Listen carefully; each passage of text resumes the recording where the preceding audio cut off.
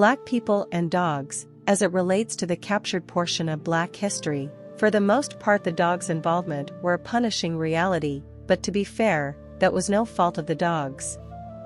The dogs were used by the slave masters to unleash their torture on the slaves.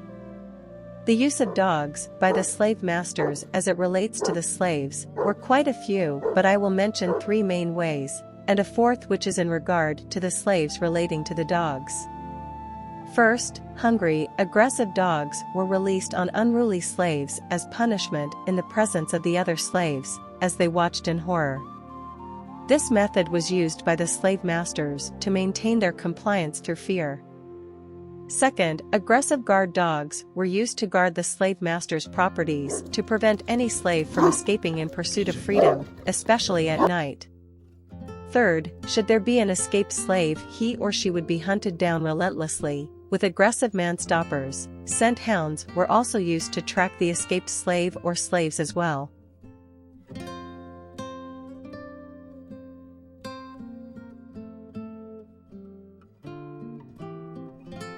They were hunted down until caught, dead or alive. The Fila Brasileira was used for chasing down escaped slaves. True. Dogs had the misfortune of being trained by people in chasing down escaped slaves.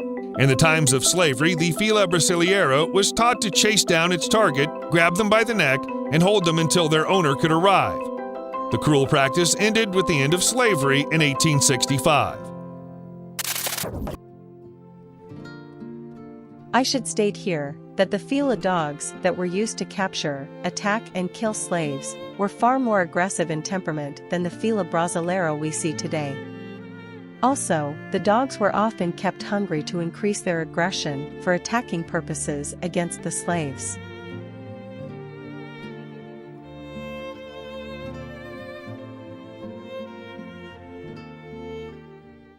Fourth was the relation from the slaves to the dogs. A certain few slaves were selected to be helpers in the slave master's house, hence the term house nigger. This type of role came with so-called privileges, which were still less than honorable, but was slightly better than those slaves who worked in the fields regularly. Once the slave masters felt that these house niggers were institutionalized enough and would not try to escape, one or two of them were given the responsibility of feeding and taking care of these guard dogs. Now, more to my point, since this is a dog page. I thought I would discuss dog breeding, but do so from the angle of Black people who had a long history with dogs, especially guard/working dogs, since this is Black History Month. It is such a disgrace to see that after being on both sides of the experience with guard/working dogs, no matter how negative the experience may have been up to this point, Black breeders still have not been able to breed a good line of quality working dogs. To think that you are descendants of men and women, slaves, who were attacked by the best guard/protection dogs around the world, your descendants have also been the caretakers of some of the best working dogs in the world, from Brazil, Africa, to the United States. If nothing else, you should have at least been able to breed a few good quality working dogs. After all, Black people are one of the few who have had the experience of taking care of these type of dogs and also being viciously attacked by them. Who then is more qualified to breed the best working/personal protection/guard dogs? The very thought of Black breeders coming together and working as a team of united people, even if it is just to produce good dogs, seem impossible. What a disgrace after experiencing such a horrifying history together. Instead of working together to improve the breeds they breed, they choose to compete against each other and badmouth each other, just like the field slaves and the house slaves did against one another. Now we see the times have changed, and the opportunities have increased, but for the most part the mentality is still the same when examined closely. When a breeder is kennel blind, they see their dogs as the best, and will not be willing to be educated by someone from outside their circle. This is why the few Black breeders have dogs that are not consistent in temperament and conformation. For the most part, you cannot teach them anything, their ego and pride gets in the way. Just at a glance at their dogs, you can clearly see they have been making the same mistakes for years in their breeding program. That is why none of them have their own line of dogs in their breed. Breeding the same strain of dogs for years that you bought from another breeder does not mean you have produced your own line of dogs within that breed. They obviously do not know what their mistakes are or how to fix them, or it would have been done already.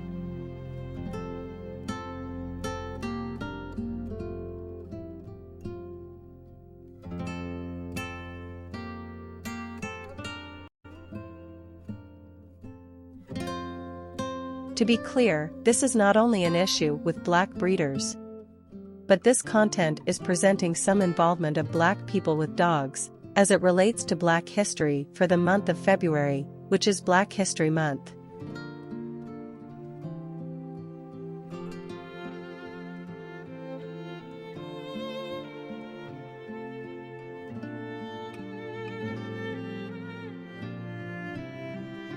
Keep this in mind, our history as black people was rich in culture, good moral values, and wealth, long before slavery, where we were being hunted down and attacked by dogs.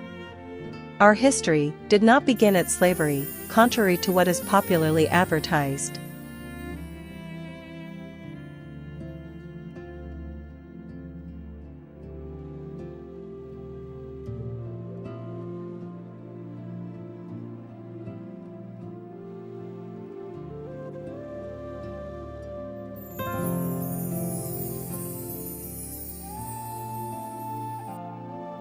It is often said that the kinds of challenges you have been through determines who you are, but that is incorrect.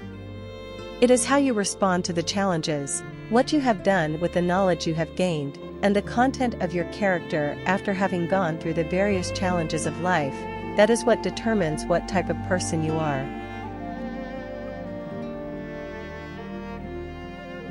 In other words, the best indication of who a person is not what they have been through, but rather how they handled those difficulties.